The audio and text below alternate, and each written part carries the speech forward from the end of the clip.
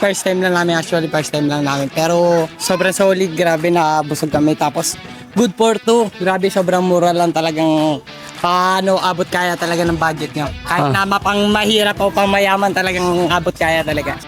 Kahit sa usapang noodles talagang natok talaga pambato ko talaga. Kaya mahilig din talaga sa noodles, no? Oo, talagang sa lahat na natikman kong ano dito, is dito lang talaga. So, dito lang talaga ako pinagpawisan sa O di ba, solid na solid kasi only soup na, tapos yung mga rice bowl, only rice pa, ano. Thank you sir, thank you, salamat po.